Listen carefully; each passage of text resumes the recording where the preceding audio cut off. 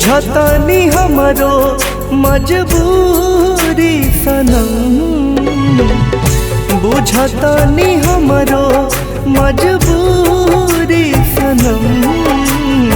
एक मुलाकात बा जरूरी सनम, एक मुलाकात बा जरूरी सनम।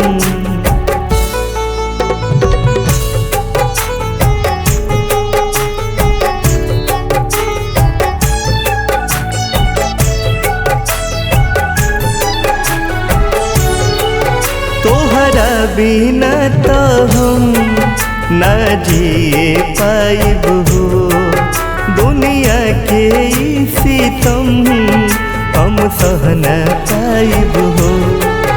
तोहरा बिना तो हम न जिए पाइब हो, दुनिया के ई सितम हम सह न पाइब हो। तो काहे बना लिहलु दूरी सनम, काहे बना लिहलु दूरी सनम।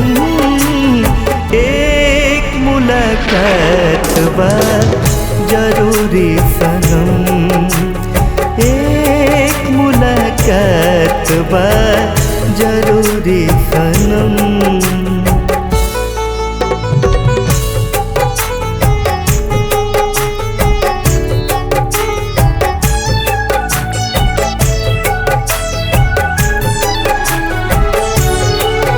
आफत में बाटे जान तू देखाया के हो, सबका से लड़ जाई तोहरा के पाके हो।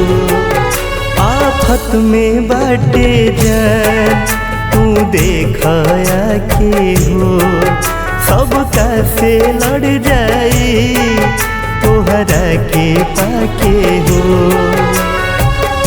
राजू के गर्दन पे बछुरी सनम, राजू के गर्दन पे बछुरी सनम। एक मुलाकात बा जरूरी सनम, एक मुलाकात बा जरूरी सनम।